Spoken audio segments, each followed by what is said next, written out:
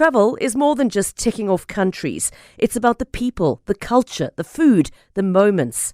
I'm Pippa Hudson, and on Wonder the World, I invite you to join me every week as we explore destinations both near and far, with the help of fellow adventurers who share their unique travel stories. Listen to my podcast wherever you get them. You're with Clement Manyathela on 702. Let's walk the talk. Streaming on the Prime Media Plus app. DSTV channel 856. 92.7 and 106 FM.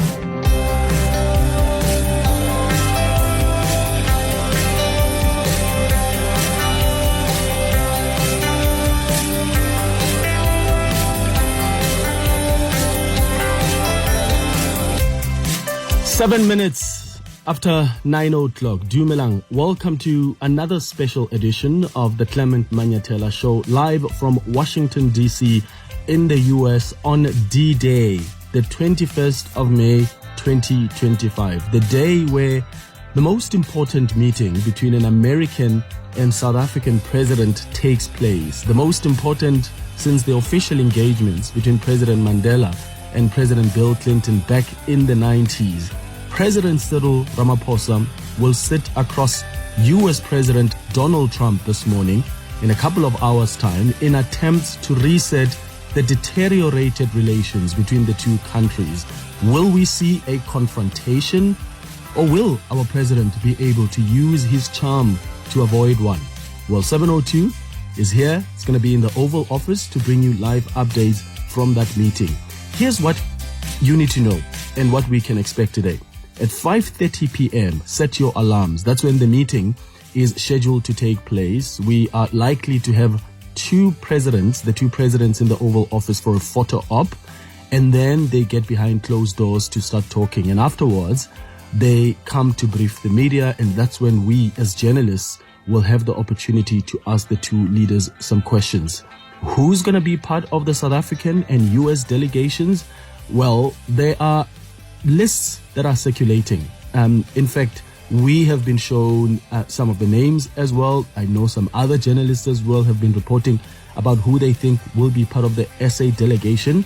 I must say, we're going to find out when that meeting takes place. But so far, of course, we've got the four ministers accompanying the president.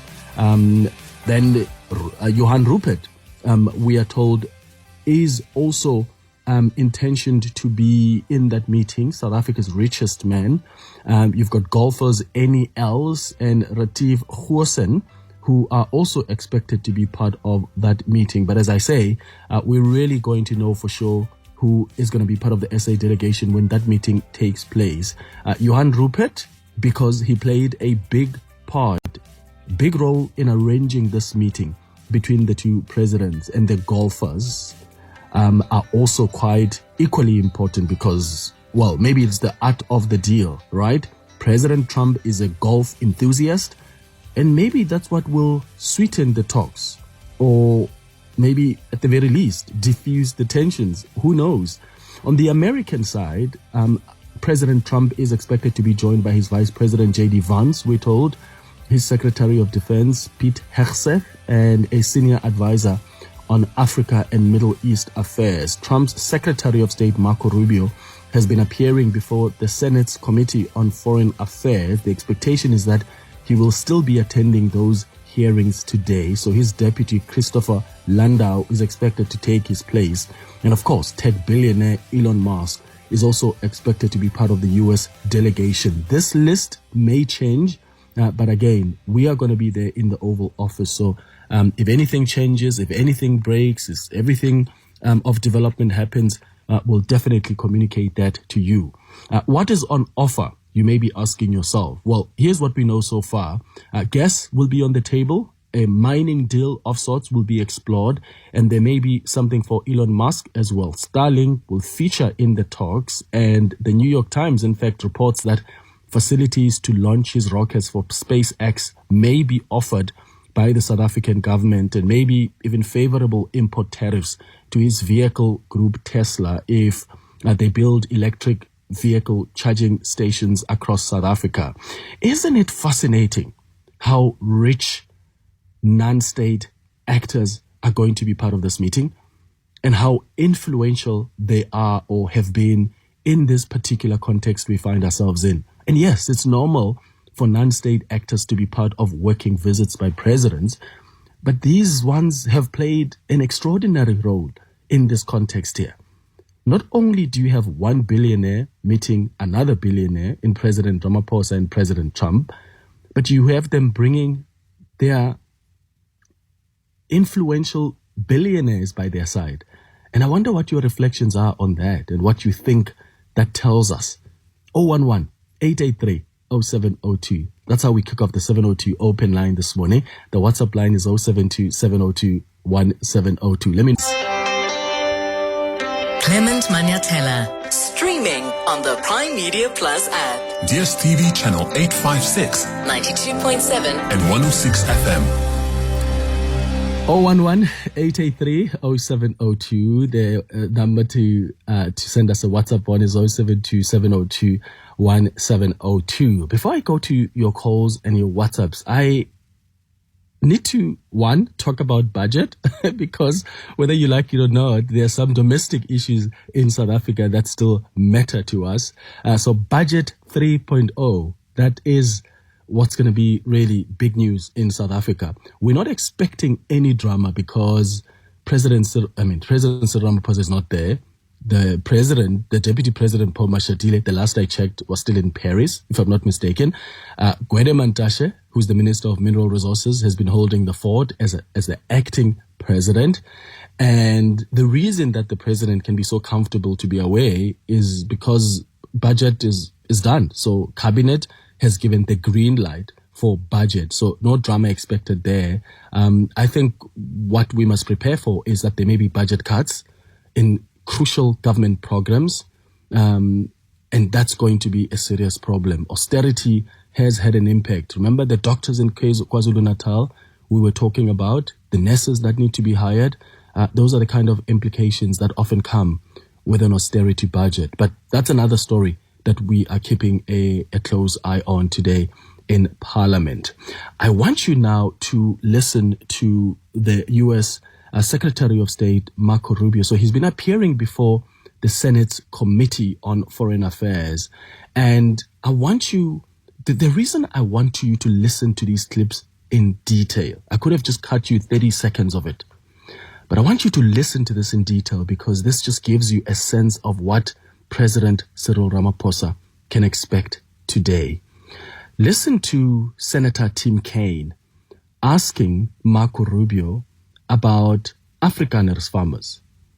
And you can just hear from that question and the interaction that Marco Rubio reads President Cyril Ramaphosa's presence here in the US, particularly in DC, as an opportunity for the US government to hold the South African government accountable.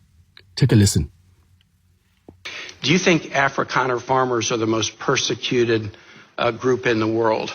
I think those 49 people that came certainly felt they were persecuted, and they passed every sort of check mark that had to be checked off in terms of meeting the requirements for that. They live in a country where farms are taken and land is taken on a racial basis. Okay. Do you think they're more persecuted than Uyghurs or Rohingyas, or more persecuted than political dissidents in Cuba or Venezuela or Nicaragua, or more persecuted than those who would be threatened should they be returned to Afghanistan by violence by the Taliban? Well, the problem we face there is the volume problem, okay? If you look at all the persecuted people of the world, it's millions of people.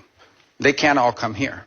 And we had refugee programs. So why prioritize Afrikaner farmers? Well, because it's a small subset. It's a new issue, and the president identified it as a problem and wanted to use it as an example. But that's different from having these refugee programs that were basically spending money to put people up in communities and accommodate them, and it was acting as a magnet. Millions of people enter the country illegally, and today the border is sealed. Let me challenge you, and I'm just going to say for the public, if you want to understand about the quote, persecution of Afrikaner farmers, go look at the composition of the South African government. Since July of 2024, there's a government of national unity, and the opposition party to the ANC, the Afrikaner Party, the Democracy Alliance, is part of the governing coalition. They joined the governing coalition a year ago, And the leader of that party was given the remit of agriculture minister, John Steenhuisen. He is the leader of the former Afrikaner party, still widely representing Afrikaners. He is the minister of agriculture in South Africa right now. I assert that this claim that there's persecution of Afrikaner farmers is completely specious. Are you aware ever during the apartheid era in South Africa did the United States establish a special program to allow South African blacks who were treated as second-class citizens in the apartheid program, a special program that they could claim refugee status in the United States? No, because I was probably in 9th grade or 8th grade at the time. Yeah, well, then I don't expect you to know. I'll just tell you, never has there been a special program for Africans to come in as refugees to the United States. We've allowed special programs for people being persecuted for their religion, Soviet-era Jews. We've allowed special programs for people fleeing from communism, Cuba, Vietnam, the Soviet Union. We've never allowed a special program to allow Africans into the United States in an expedited refugee status until now. Afrikaner farmers living in a nation governed by a government of national unity that includes the main Afrikaner party. And actually, an even more right-wing Afrikaner party is also included in the coalition government. Now, would you agree with me, Mr. Secretary, that if we're interpreting the statutory phrase, a well-justified fear of persecution, we should try to do that in an even-handed way?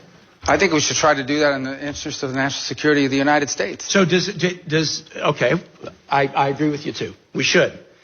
Should we try to do it in an even-handed way? So, for example, should we say, if you're persecuted on the grounds of your religion, we'll let you in if you're a Christian, but not if you're a Muslim? I think that the United States has a right to allow into this country and prioritize allowance of who they want to allow to come in. But I think but I'm going to ask you, so a well-justified fear of persecution? Yeah, they thought that their farms were being burned down and they would be killed. I think that's a pretty good justification for wanting to come. They're afraid for their lives. And should it be applied in an even-handed way? That's an easy No, our foreign policy doesn't require even-handedness. It requires prioritizing the interests of the United States. The statutory phrase says you are entitled to entrance as a refugee if you demonstrate a well-justified fear of persecution. No, you're not entitled. So can you have a different standard based upon the color of somebody's skin? Would that be acceptable? Well, I'm not the one arguing that. Apparently you are, because you don't like the fact that they're white, and that's why they're coming. I'm just asking you to say that would be unacceptable. Well, no, I would say that the United States... a very easy thing to say. The United States has a right to pick and choose who they allow into the United States. Even based on the color of somebody's skin.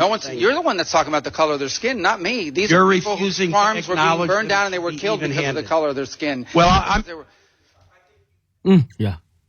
That is the Congressman Mick Lee asking the U.S. Secretary of State Marco Rubio some questions about that refugee status offered to 59 white Afrikaners. He was appearing yesterday before the Senate's Committee on Foreign Affairs. Listening to that, do you think they're going to take the president's explanation on our transformation policies or on trying to dispel the myth and this disinformation around these white Afrikaners who are here in the U.S. as refugees, being classified as refugees, and dispelling this notion that there's a genocide against white Afrikaners in South Africa? Listening to that clip, how difficult do you think Cyril Ramaphosa's job is in trying to argue and reason with Trump on that matter?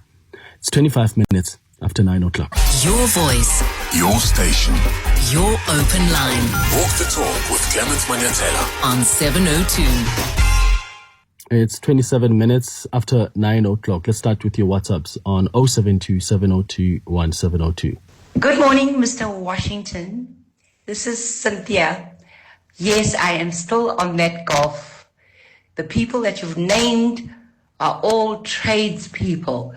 So I'm hoping that our own John Steenhuisen will shine, Parkstown will shine, Cyril Ramaphosa will go out and play golf, because that is a long-standing appointment that Johan Rupert made between the two.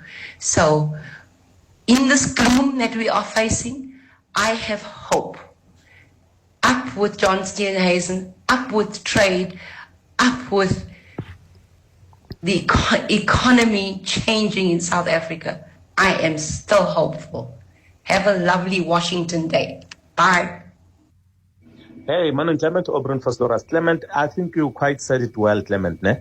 Our delegation, I think we are short of entrepreneurs, businessmen, the people who have started business from scratch. I'm talking about the likes of your Patrice Motsepe, your Johan Rupert, the Oppenheimers maybe could have been invited just to go and also soften the blow for Mr. Ramaphosa, because we know very well that Donald Trump is a businessman. He'll talk of business transaction. So if you have someone, I remember Motsepe once told Trump that Africa loves you. This was the opportunity for businessmen like Motsepe to show that, hey, we are investing in South Africa. We are growing 1, 2, 3. Yes, we do have our ministers of different portfolios.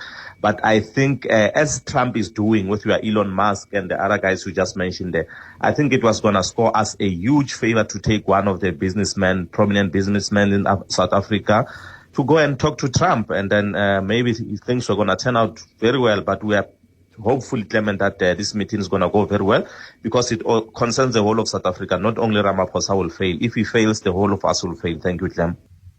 Morning, Clement. Clement, it's obvious.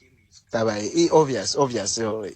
Rich people, they are running the country because they are running the economy. So, and you know, the most important thing in the country is the economy.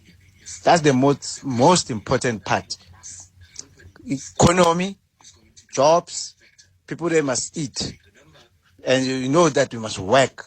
So it's obvious. There's no other way. And I'm surprised that Motsepe, he didn't get the invite, or maybe he did get in the invite, but maybe he declined the invite, because Tate Motsepe, as we know him, is a quiet guy, low profile one. Maybe and behind the scenes, he's saying some words, one true, but we don't know that. But I'm surprised he's not part of the delegation. But it's like that. Bruno from Foslo. Danko. Yeah, Bruno, you raise an interesting point there. And you know, Patrice Motsepe likes doing things in silence. In fact, Mlimandlela Ndamase tweeted that, and I quote here, "I know statecraft has many covert and overt projects. I find it interesting that all are crediting Rupert for what is an important meeting between Trump and CR, and Nana asking how or why Patrice Motsepe was in Saudi with Trump and MBS last week." So maybe you've got a point there. What role did Patrice Motsepe play in this meeting, if any? But still, it goes back to the question that I've been asking. The rich people and their influence in government. And yes, this is not a new thing. I think what's fascinating for me here is you've got a billionaire meeting a billionaire. Both are presidents, but with them these side influential billionaires. And I've just been reflecting on that and what that says to governance in this modern day, what that says really to politics in this modern day, because influential, rich people have always been influential behind the scenes, but they're stepping to the limelight now. They're becoming part of the negotiations and being part of these important talks. What are your thoughts? 011-883-0702. WhatsApp's on 072-702-1702. It's just after 9:30. The Clement Manyathela Show on 702, live from the US, with the latest updates from the SA and US meeting. Let's walk the talk. It's 24 minutes before 10 o'clock. This is the 702 open line. We're taking your calls on 011-883-0702. WhatsApp's on 072-702-1702. So the clip I played you earlier on, that was Senator Tim Kaine, who was asking the U.S. Secretary of State, Marco Rubio, about this issue of the refugee status that's been offered to the 59 South Africans and not Congressman Mackley. In fact, there's another clip that I want to play you of Mackley a little later on, and I confused the two there. But the clip I played you is of Senator Tim Kaine. I want to go to some of your WhatsApps now on 072-702-1702. Good morning, Clement. First, let me commend your journalistic skills. Incredible. And I just appreciate the fact that we have you in Washington so we can get a blow by blow of the developments there. My question is simple, and I think it would be great to track to say, what is the best alternative in our negotiations? So with the president being that side, together with the delegation, what is South Africa willing to lose or bargain in all these negotiations? It is just a refresher of relations, or are we there to really bargain? And I think amidst of the many conversations that we're hearing, we haven't really been clear on that conversation, or maybe it hasn't been quite strong, and it would be a good element or an aspect to explore. Looking forward to that. All the best. This is Paulina in Pretoria. Good morning, Clement. I don't think this trip of Ramaphosa going to USA, it should be a big issue. The president was summoned to be there by so-called rich people, the billionaires, because of their interest, not interest of the country, personal interest. So our president is a puppet of those guys because they pull him by his nose, do this, don't do that. We can't have a president that is controlled by people, by so-called maggots. That's not how the country must be run. We can't allow the president to be summoned to another country because of something. No, I think even the media, they take this thing as a big. It's not a big.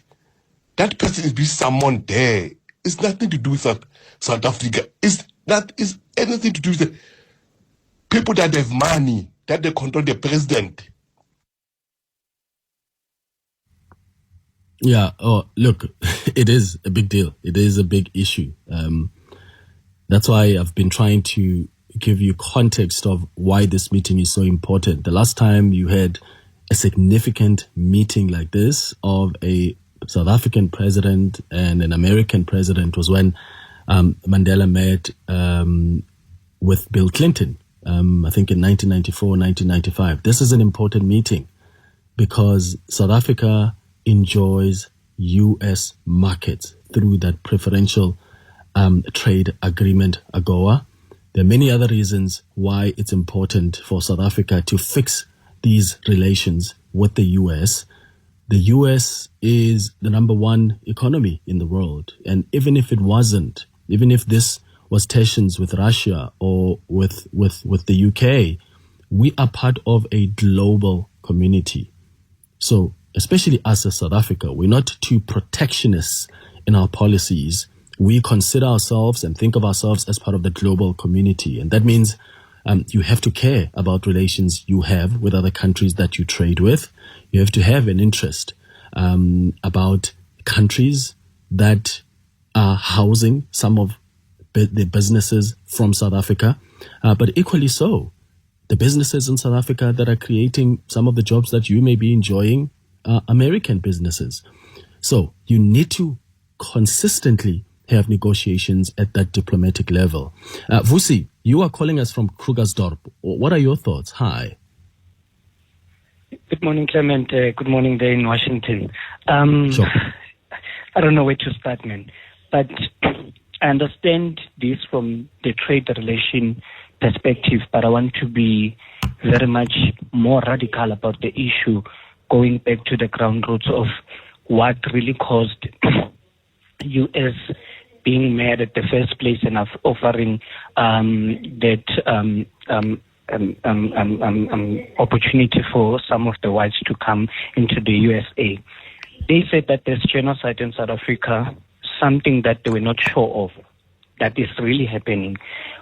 Taking that stand based on our policy position, both local and foreign. So I feel like the meeting should have happened earlier. Maybe Trump administration should have came into South Africa to first confirm if this is really what is happening.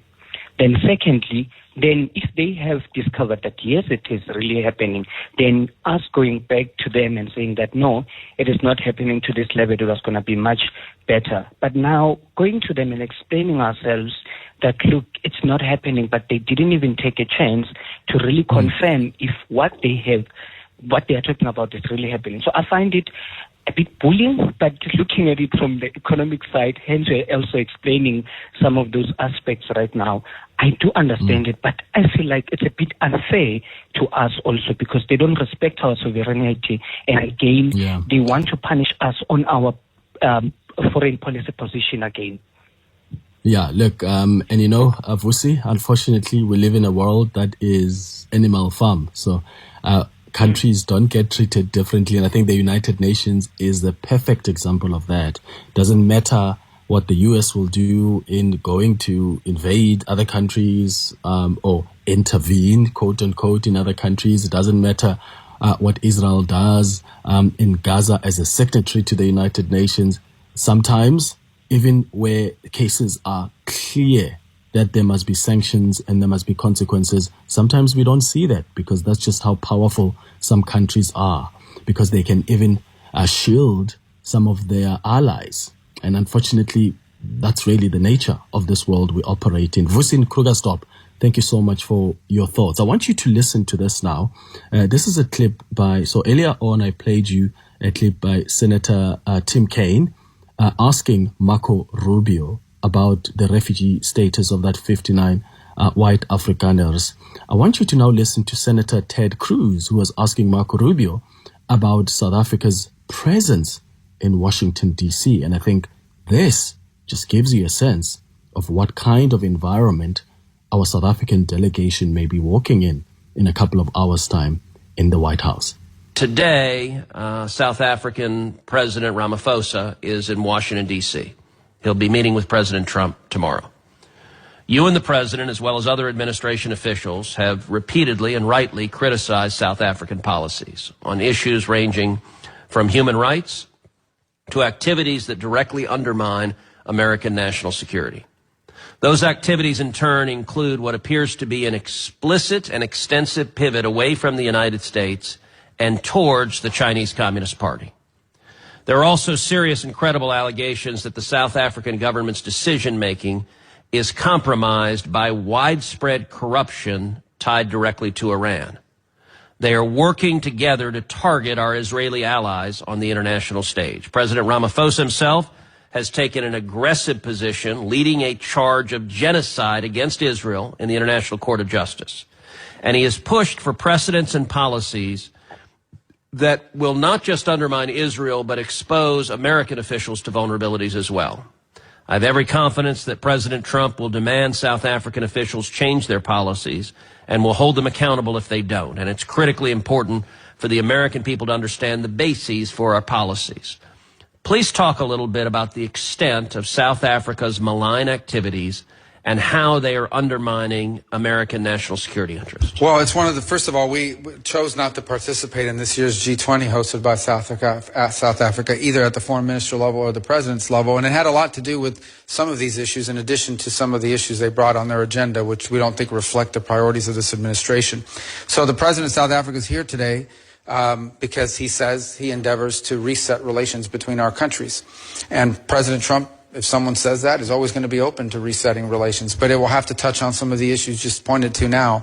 Obviously, the position they've adopted towards Israel is way, not just off balance, but completely geared towards one side. And it makes one wonder about these allegations that are out there now of foreign influence, including with Iran. They clearly, on the global stage, and multiple multinational organizations, have consistently been a vote against America's interests, time and again. Not one-off. You always understand when some country has to go in one direction opposite to you, because, that happens. That's what diplomacy is ultimately about. Diplomacy is also about when we're aligned, we work together. When we're unaligned, we have to talk. But when one country is consistently unaligned with the United States on issue after issue after issue after issue, now you have to make conclusions about it. So all I could say about the meeting today, I'm not there, obviously, because I'm here with all of you. In fact, it may be going on right now as we speak, or was scheduled to go on as we speak, is this was an outreach on the part of the South African president. He said he wanted to come to Washington. He wanted to reset relations with the United States. I have no reports as to how that meeting has gone so far. If there's a willingness on their side to reset relations, obviously was something we'll explore, but we do so with eyes wide open to what they've done so far. And how does their campaign against Israel undermine America? Well, I think, first of all, because it echoes some of the charges that are being made by some of the biggest enemies of Israel that happen to be ours, whether it's Iran, whether it's these radical groups that chant death to America, death to Israel. So we're very concerned about that. I also think there's real concern in our mind about some of these international institutions that, frankly, South Africa has lined up strongly behind, who would seek to, if they could, jail, imprison, indict American office holders because of some of the positions we've taken on public policy, even though we're not members to the conventions that create these entities. So if you talk about these groups they are in essence utilizing their forum on the national stage as a nation state under this president and this leadership to echo the claims and the positions taken by not just Iran, but in many cases China as well. Thank you. Yeah. So that's Marco Rubio there responding to a question that was asked by Senator Ted Cruz. This was yesterday when he appeared before the Senate's Committee on Foreign Affairs. I mean, the meeting between Trump and Ramaphosa is happening today. The fact that Marco Rubio thought it's somehow taking place yesterday also just tells you a lot, eh? Isn't that also telling? The meeting is expected 5:30 p.m. Central African time, so you may want to set your watches because all of us are wondering, how is the president going to be received? And is he going to be dressed down? Is he going to be listened to even when he clarifies certain issues that clearly have been used as disinformation campaign, and that has led to some key decisions being taken by the U.S. administration, the Trump administration? We're all just going to find out at 5:30 p.m. It's 11 minutes now before 10 o'clock. The Clement Manyathela Show on 702, live from the U.S. with the latest updates from the SA and U.S. meeting. Let's walk the talk. 9 minutes before 10 o'clock. Let's go to your WhatsApps. Good morning, Clement. William here from Bratsley. Listen, Clement, as I listen to your conversation, the clip that you played today of the congressman there and Mark Rubio, talking about South Africa, really, I do take solace in the fact that at least there is some few people there in America who are understanding what's happening in South Africa, who can reason very well, knowing that there's no persecution here of the Afrikaners, as they are part of the government. See, I'm really glad about those few people there. No, they give me very comfort. Thank you. Morning, Clement. I think in politics, let the billionaires take over because they can bring jobs in a country. We can't have people with no money running a country. That brings a lot of corruption. And those leaders are just out of control. They don't respect. They just force things, even if things are wrong. So let billionaires take over all countries. I think it's fair and square because people need jobs. Thank you. Good day, Clement. Good day, 702. That's Abraham in Florida. Clement, I don't have an issue with Ramaphosa being part of the entourage, right? But however, my biggest concern is how they talk over each other. The Americans talk over delegates. So, for instance, the interview that you just played, it now becomes an argument. It doesn't become more of a dialogue that they're having. So they're speaking over each other. They're just undermining basically the art of communication and being able to put your point across and make sure that you are heard and understood in a way that you'd like to. So that's just my biggest concern, right? But however, we're wishing the president all the luck, and may the envoy get desired results. Thank you, Clement. Abraham in Florida. Hi, Clement. Sidiso here.